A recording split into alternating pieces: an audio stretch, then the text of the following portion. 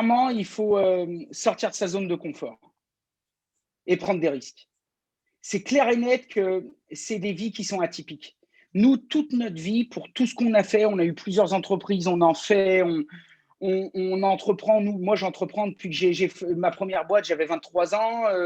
Avant, on a fait des trucs.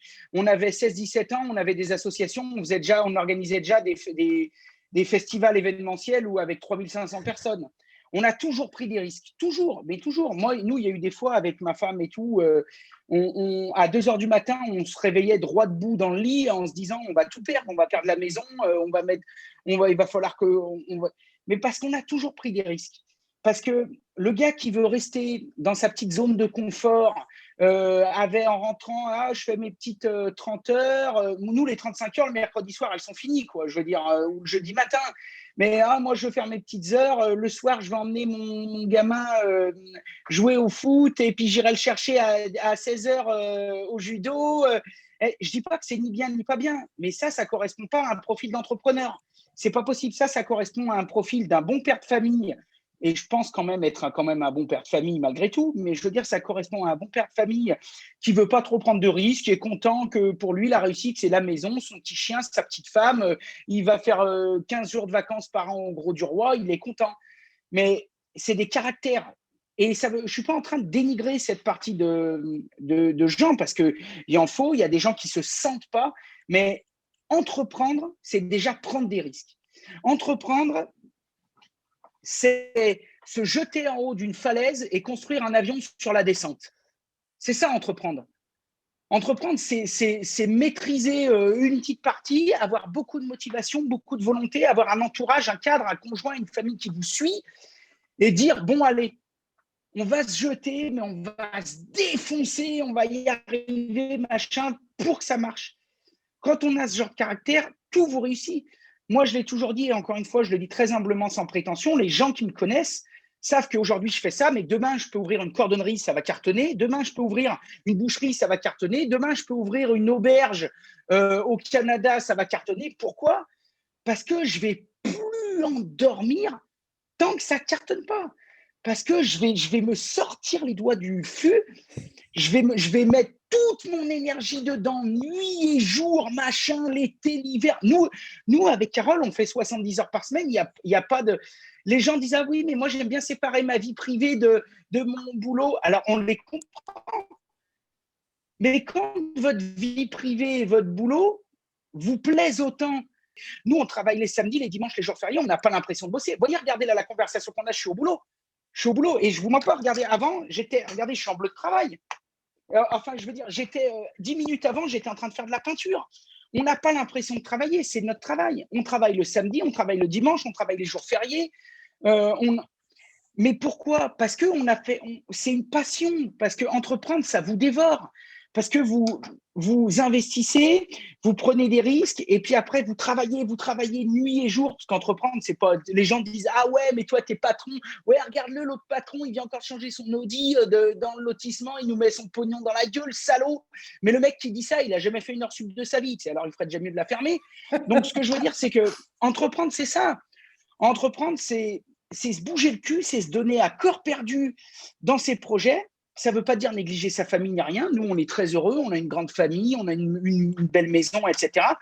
Mais nous, on a toujours fait ça. On a gagné 100.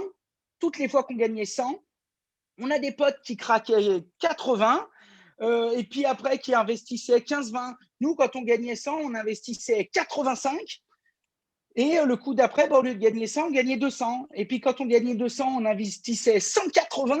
Même des fois, les gens nous disaient, mais putain, mais comment vous faites pour…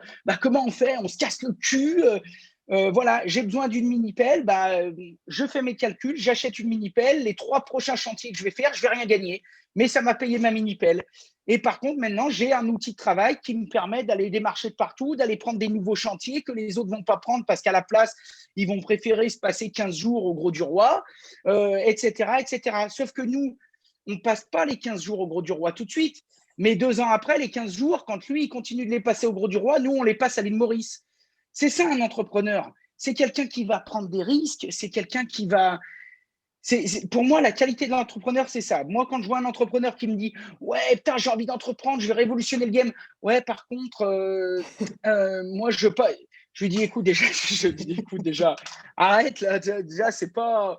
Voilà, c'est pas compatible. » Donc, je dirais ça. Ensuite, je dirais professionnalisme, réputation, le réseau, la réputation. Quand vous savez, moi, quand j'arrivais chez des gens qui me disaient « Ah, monsieur Jacquet, on a entendu parler de vous, on aimerait que vous nous refassiez notre salle de bain. » C'est un projet important, c'est une des pièces les plus techniques, donc c'est cher et tout. On leur disait « Oui, mais alors vous savez, ma pauvre dame, nous, en ce moment, il y a 8 mois d'attente. » Et quand les gens nous disaient « Oh, 8 mois, oh, mais on préfère attendre et que ce soit vous. » Je remontais dans mon camion, je me disais « Alors là, je suis le roi du pétrole. » Je me disais, je suis le roi du pétrole. Pourquoi? Parce que ça, c'est quoi? C'est la réputation, c'est le réseau, c'est tout ce genre de choses qu'on a construit au fil du temps. Et le gars, quand il me disait, bah, on préfère que ce soit vous, je me disais, bah, tu vois, tous les samedis, les dimanches que j'ai bossé, toutes les fois que je suis retourné chez des clients qui me rappelaient parce qu'il y avait une petite fuite, tous les petits coups de serpillère que j'ai passés, toutes les fois que j'ai rangé mon camion alors que ça m'emmerdait, mais que je me disais, ah, faut que je range mon camion, ou alors que avant de m'essuyer les doigts pleins de silicone sur mon pantalon, parce que j'avais pas le temps, j'étais énervé, je me disais, ah, attends, j'ai cherché un chiffon pour pas avoir le pantalon dégueulasse. Et ben, je me disais, bah, tu vois, là, ça paye. Et après, bah, du coup, bah, voilà. Et puis après, vous accédez à des clientèles, etc. Donc, moi, je pense que les qualités d'un entrepreneur, c'est ça. Il faut être très bon dans ce qu'on fait. Il faut être humain. Il faut être un bon gestionnaire. Il faut être visionnaire. Il faut être un excellent communicant. Il faut prendre des risques. Et il ne faut pas avoir peur de se lancer. Vous ne maîtriserez jamais tout. Nous, tous les jours, on fait des choses qu'on… Enfin, il y a une première pour tout, quoi. Hein. On pense toujours que tout est impossible jusqu'à ce que quelqu'un le fasse. Hein. C'est ce qu'on dit. Hein. Nous, il y a eu des fois, il y a 4-5 ans, quand on disait à notre banquier ah bah tiens, peut-être qu'un jour, je sais pas, on sera peut-être mal. Les mecs, ils nous disaient ouais, non, mais tu planes. Ils nous disaient, mais jusqu'au jour où on s'est pointé, on a dit bon, bah, on arrête notre boîte, maintenant on se concentre à la création de contenu. Il nous a dit mais comment ça? Mais vous allez faire quoi? Bah, des vidéos et tout. Non, mais dans la vie, pour vivre, bah ça, on va faire ça. Ah bon, mais. Et voilà. Et voilà, on a complètement inventé notre vie. On a complètement. Et encore que là, on a plein d'autres projets. Mais qu'il y a des gens, pour nous, ça a été ça. Il y a des gens, ça pourrait être de l'investissement immobilier. Il y a des gens, ça pourrait être tout un tas d'autres choses. Ou alors, je veux avoir une belle boîte de plomberie. Moi, et puis après, entrepreneur, vous savez, on peut être un entrepreneur très simple. On peut être un entrepreneur avec une boîte de 1 ou 2 personnes et puis se dire, bah, moi, tous les vendredis, c'est mon jardin. Voilà, je bosse du lundi au jeudi et mon vendredi, c'est mon jardin. Ce n'est pas un problème. Être entrepreneur, ça ne veut pas dire monter un empire. Ça veut simplement dire se bâtir une réputation dans le monde des affaires et faire en sorte que tous les gens avec qui vous bossez, qui vous rencontrent et qui ont envie de vous faire bosser se disent, lui, c'est un mec de confiance, il est réglo. Je sais que je n'aurai pas d'emmerde et je sais que si je m'engage avec lui, ça va bien se passer. Pour moi, être un bon entrepreneur, c'est ça, dans n'importe quel domaine. Parce que des filous, des margoulins, il y en a de partout.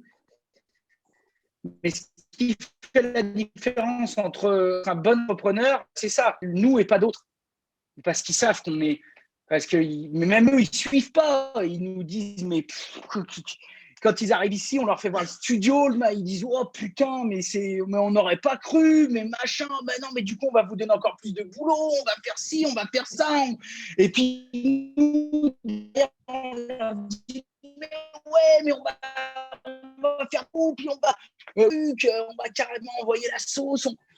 En fait, c'est ça qui fait que ça change. Voilà, c'est ça.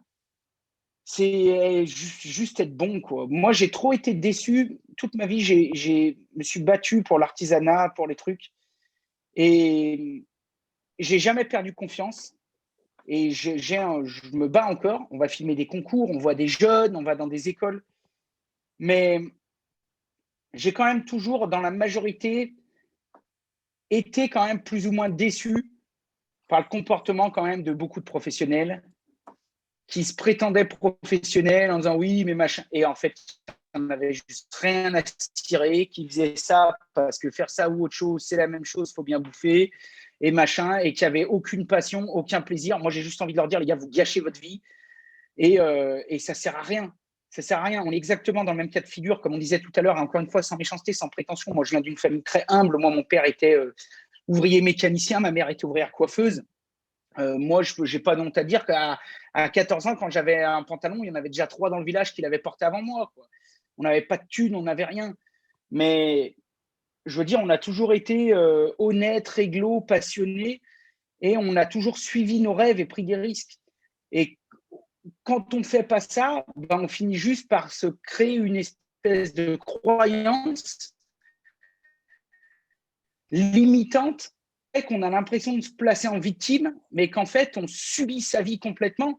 Moi, vous savez, je suis triste quand j'entends des gens qui ont passé, et sans, encore une fois, sans méchanceté, sans prétention, mais quand j'entends des gens qui ont passé une vie d'usine à bosser sur 1 mètre carré, à faire de la merde, à faire la même chose toute leur vie, machin, ces gens sont aigris, toujours en train de se plaindre. Ouais, t'as vu sa bagnole, ouais, mais l'autre, il a la thune, ouais, mais machin.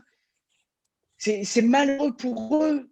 Moi, j'ai de la peine pour ces gens. Parce que ces gens, à aucun moment, ok, mais qu'est-ce qu'ils ont fait pour sortir de cette situation? Pourquoi est-ce qu'il y a 20 ans, ils n'ont pas été voir leur boss en disant, écoute, toi et ta boîte de merde, tu vas te faire foutre. Moi, je veux faire autre chose ou je me mets à mon compte ou quoi que ce soit. Parce que la solution, finalement, c'était ça. En fait, tout le monde est responsable de sa vie. Il n'y a pas d'histoire de victime ou de quoi que ce soit. Celui qui veut y arriver, mon premier patron disait toujours, d'ailleurs, c'est un peu notre mantra dans toute l'équipe, celui qui veut s'en sortir trouve des solutions, les autres trouvent des excuses. Dès que vous discutez avec quelqu'un qui commence à dire « Ah oui, mais tu sais, chez moi, c'est… » Non, ta gueule, tu trouves des excuses. « Ah oui, mais tu sais, moi, machin, par rapport à ma femme… » Non, non, tu trouves des excuses.